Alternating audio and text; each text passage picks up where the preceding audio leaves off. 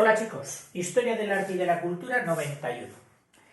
En el arte hispano-musulmán vamos directamente, como ya he dicho al final del vídeo anterior, a la arquitectura. Es lo más interesante dentro del arte musulmán, las joyas arquitectónicas más valiosas, como la mezquita de Córdoba y la Alhambra de Granada, precisamente están en nuestro país, en España. Los árabes trajeron a la península las normas de construcción orientales, de Persia, de India, etc., y las fundieron en la tradición artística hispano-romana que ya había en España. Lo que los romanos habían dejado, lo fundieron, no solo con la hispano-romana, sino también con la visigoda, dando lugar a un arte de extraordinario interés y con modalidades muy propias, personales, donde ya no se acusa copia ni de lo romano ni de lo visigodo. Hicieron algo genuino, impresionante, con plena personalidad y originalidad, dando lugar a un arte de extraordinario interés y con modalidades muy propias y distintas de todo lo anterior. En la arquitectura islámica española pueden distinguirse tres etapas. La del Emirato ya no la mete. No habría bastante producción ahí. Estaban empeñados en expandirse y no tenían tiempo de hacer edificaciones. Cuando una población ya está asentada, entonces dice, pues vamos a hacer esto, vamos a hacer lo otro, palacios, etcétera, mezquitas. Bien. O sea que cogemos como primer periodo el califal. El califal. Como segundo periodo cogeremos el correspondiente a los reinos de taifas. A los reinos de taifas. Taifas. Y a las dos presencias de etnias árabes también, pero distintas de las primeras, que fueron los almorávides y los almohades. Y una tercera, que no pone aquí, pero seguramente la pondrá luego, que son los benimerines. Pero, vale. Esta sería la segunda. Primera califal, segunda taifas. Y tercero, ya dedicado casi exclusivamente al reino granadino. Al reino granadino. Que hay quien le pone como el periodo nazarí, porque fue la dinastía que reinó con más esplendor en ese reino.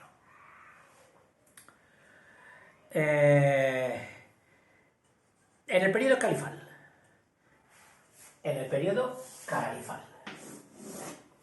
Dejamos estos, periodo califal. La mezquita de Córdoba, o letras mayores. En el primer periodo, el más interesante, se resuelven ya todos los problemas arquitectónicos fundamentales, siendo la decoración cosa secundaria ante el valor constructivo de los edificios.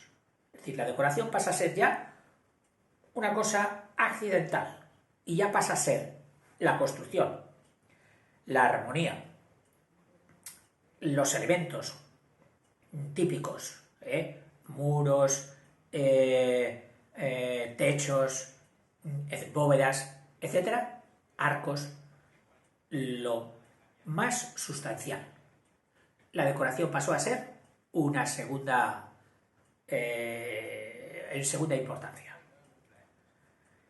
El monumento básico del arte califal y de extraordinaria importancia, no solo dentro del arte hispano-musulmán, que nos afecta mucho, sino de todo el mundo islámico, es la mezquita de Córdoba, en la que el Islam español encuentra el prototipo de su arquitectura. Es decir, consiguió que esa manera de hacer una mezquita se propusiera ya, se alzara como auténtico prototipo, ejemplo de todo lo posterior. Sus acertadas soluciones arquitectónicas se perpetúan, se prolongan, siguen siendo adoptadas y evolucionan, influyendo en todo el occidente musulmán, y aún con todo llegan incluso a Oriente. Es decir, en Oriente se hicieron mezquitas según los cánones de la mezquita de Córdoba. Esta mezquita, y ahora nos habla un poquito de la mezquita, te recuerdo que en la serie de geografía tengo un vídeo dedicado exclusivamente a la mezquita con visita por dentro. Ahí os hago de Cicerone, un poquito. Pero bueno, no voy a descartar lo que nos dice nuestra María Comas sobre la mezquita de Córdoba, que siempre será interesante. Pero voy a ir un poquito más deprisa porque alguno de vosotros ya dice, profe, esto ya lo he repetido 3 o 4 veces. Ya lo sé. Se construyó entre los siglos VIII y X. La parte más antigua se debe a Abderramán I. Consta de 11 naves, 11 naves separadas por columnas aprovechadas muchas de edificaciones anteriores, tanto de la Basílica de San Vicente, que tuvieron que tirar para hacer la mezquita, como de otros edificios romanos de la propia Córdoba e inmediaciones. Sí, allí veis columnas que dices, esta columna es distinta de esa otra, sí, es que esta era romana, y este capitel también romano, y esto era de una iglesia mozárabe. Perdón, mozárabe no, visigoda. Sigo. Por columnas aprovechadas y pilares superpuestos unidos por una doble arquería. Columnas, un arco y aquí salía y otro arco. Una arquería a este nivel y sobremontadas sobre la primera y cogiendo la base de la puerta de la misma columna, segunda arquería. Primera arquería, segunda arquería. Con el arco tan característico, cogido de la época visigoda, y que ellos lo adoptaron como nadie. Como que mucha gente ya decimos, no, ese es un arco de herradura, un arco árabe.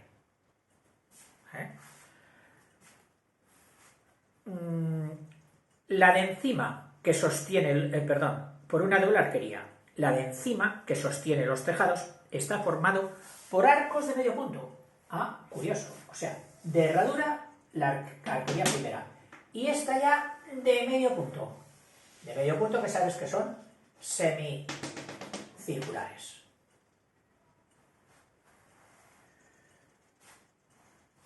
Y lo harían así por distribución de fuerzas, etc. No por estética, también, pero seguro que había fundamentos de fuerzas. La de encima que sostiene los tejados está formado por arcos de medio punto. La de abajo por arcos de herradura, cuya finalidad es trabar los pilares entre sí,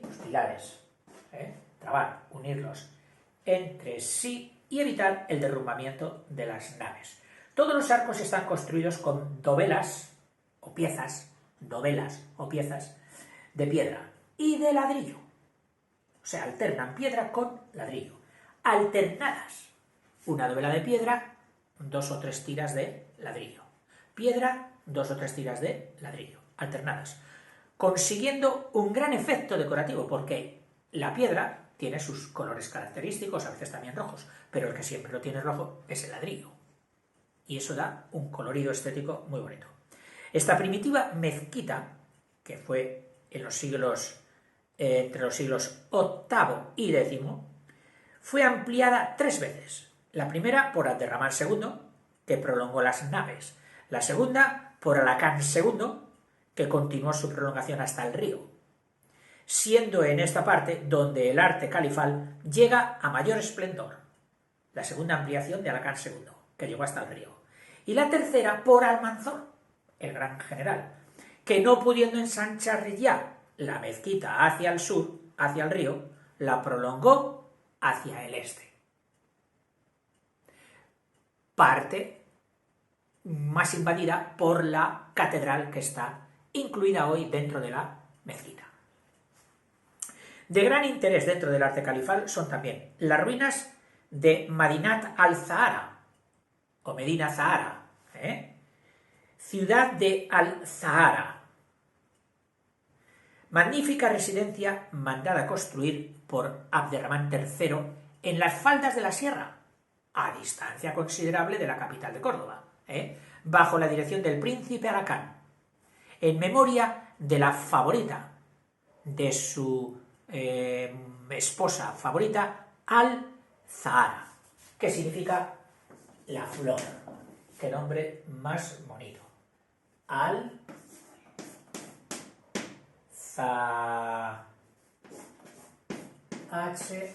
H-R-A, que significa la flor, de la cual lleva el nombre. Otra notable construcción de este periodo es la bella mezquita de la Bib al-Mardum, Bib al-Mardum, hoy Iglesia del Cristo de la Luz en Toledo. Es decir, una mezquita, no la única, muchas que han sido convertidas en iglesias, y esta está en Toledo. Bib al-Mardum. Segunda, el arte hispano-musulmán durante los siglos XI y XII. Hasta ahí el arte califal. Y ahora, XI y XII o de taifas. De la etapa que abarca las centurias XI y XII, correspondiente a los reinos de Tafas, y a las dominaciones almorávide y almohades, que hasta ahora no te he dicho nada y creo que se merece el tema, porque es importante, un poquito de quiénes eran los almorávides y quiénes eran los almohades. Los almorávides eran unos monjes soldados. Decir monjes son personas dedicadas. Y si se dedicaban al ejército, lo hacían con los 5 sentidos, puesto que no tenían otras ocupaciones familiares. Eran monjes. Y por lo tanto, lograban mucha eficiencia y mucha eficacia en la guerra. Eran unos monjes soldados, subidos desde el Sáhara Occidental, es decir, de la zona del Sáhara que da al Atlántico. De allí era esta tribu, los almorávides. Su religión, como corresponde a monjes, era muy estricta, muy severa, rigorista en el cumplimiento del Corán. Esto es denominado, en términos de cultura árabe o de religión, como una rama sunita, la rama sunita. Invadieron todo Marruecos y por el este llegaron hasta Argelia. No llegaron atravesando Egipto hasta la antigua Arabia y todo esto, no. O sea, se fueron por el norte de África hasta Argelia. Y por el norte, atravesando la península, atravesando el estrecho de Gibraltar, pues invadieron España. No llegaron hasta las zonas nortes de España. Los reinos cristianos ya estaban bastante fuertes. Entonces lo que más fácil les fue, ir consiguiendo, eso sí, un rápido y eficaz dominio, fue el centro sur y Levante, los almorávides. En sus estrategias de conquista las había de tipo social, que era liberar de los impuestos a la gente. Y entre esa pauta beneficiosa, pagaremos menos impuestos, pues que vengan, vivan los almorávides, que vengan.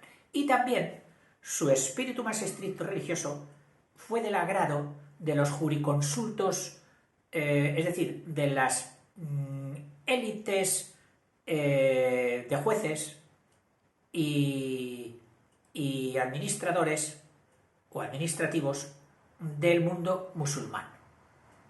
Les parecieron más enteros, menos corruptos, y los aceptaron bien a los almorávides.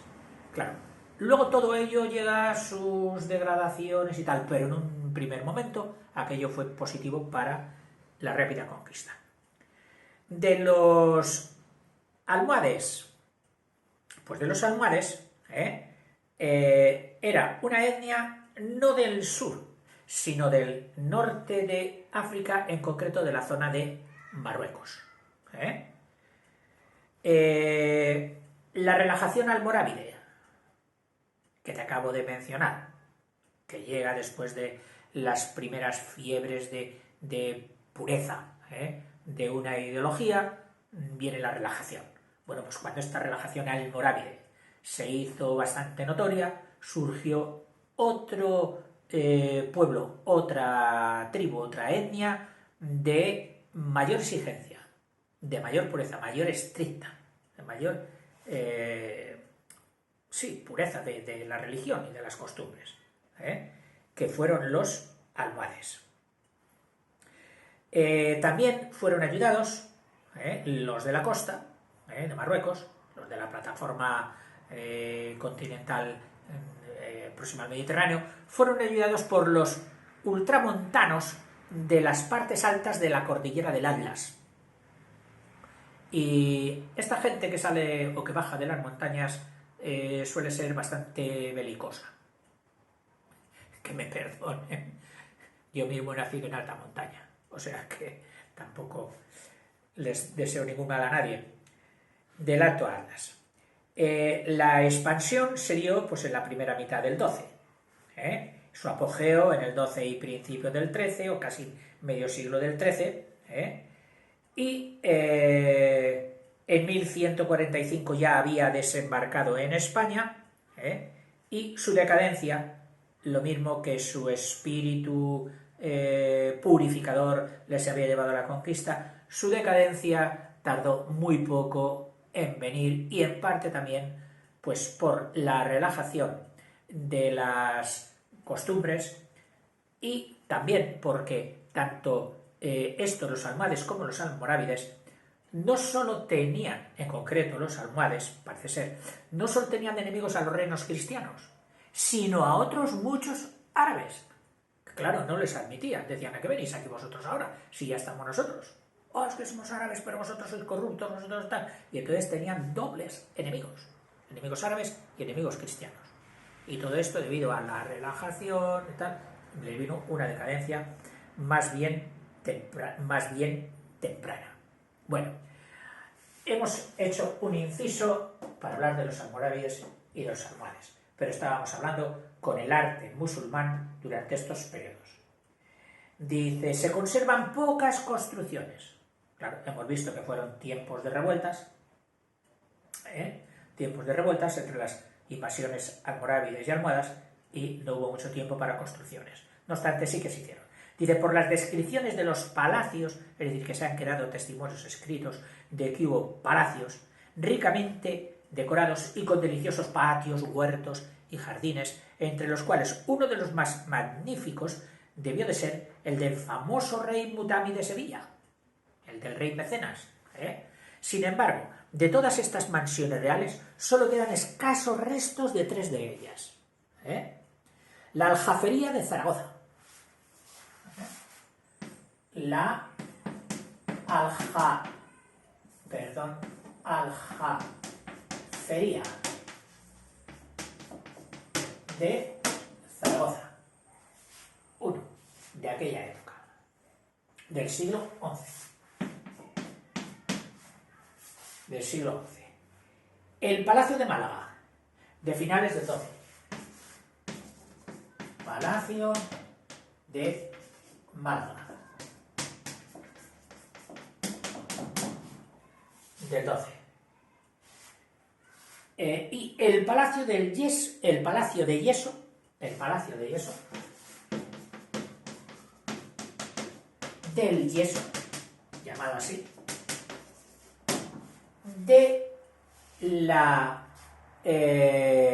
del Alcázar de Sevilla. Del Alcázar de Sevilla. Que tengo el gusto de haberlo visto. Sí. No es lo mío ir visitando ruinas, más bien cuando viajo soy amigo del campo a través y de pueblos chiquitajos. Pero esta, pues, dije hay que hacer una excepción. Y visité el Alcázar de Sevilla. Realmente, bueno, este era almohade,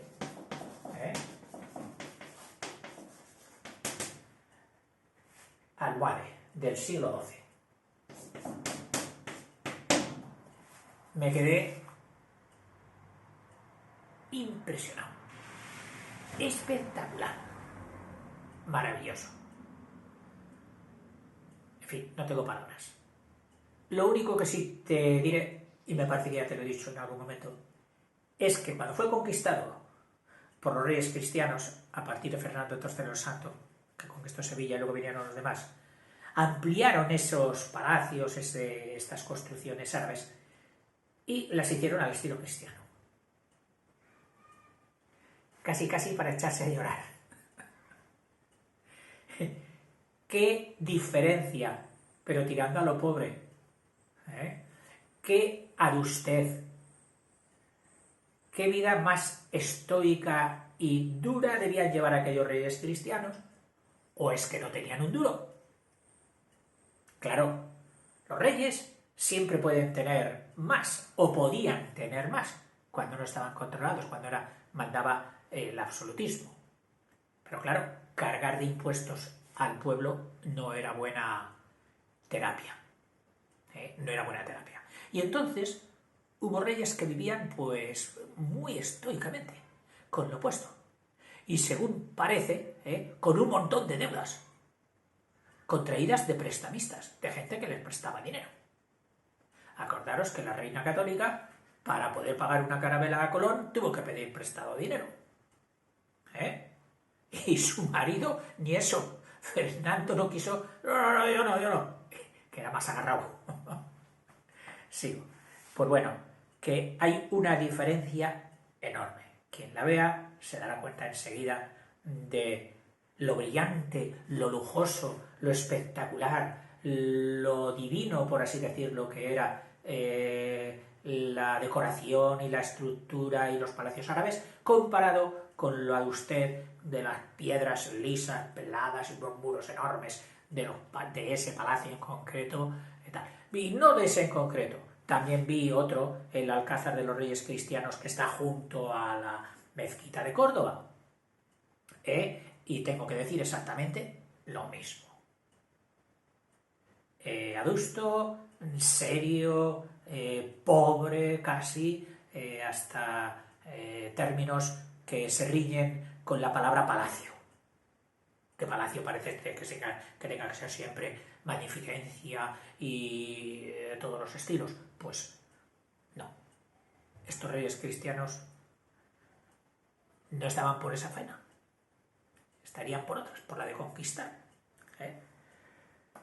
En fin, y en este mismo periodo, en este periodo de almohade, pertenecen también la Giralda y la Torre del Oro. Como elementos, como monumentos muy famosos. La Giralda, que fue el antiguo minaret de San Estruz de la mezquita, que no se derribó cuando se hizo la catedral cristiana. La Giralda y la Torre del Oro, que al principio seguramente no fue llamada así, pero luego con la conquista de América, cuando llegaban los galeones con oro, había que guardarlo en algún sitio y la gente primero lo guardan en la Torre del Oro. Allí buena defensa, muy custodiada contra ladrones y rateros, que en la Sevilla de aquella época debía haber muchos, porque la picaresca se hizo siempre famosa allí en Sevilla. Acordaos de Rinconete y Cortadillo de Cervantes, como lo fotografía. Vamos a dejar aquí ya, cortamos el vídeo y haremos el siguiente con el arte granadino, dedicado a la Alhambra, sobre todo, y al Generalife. Hasta luego, chicos.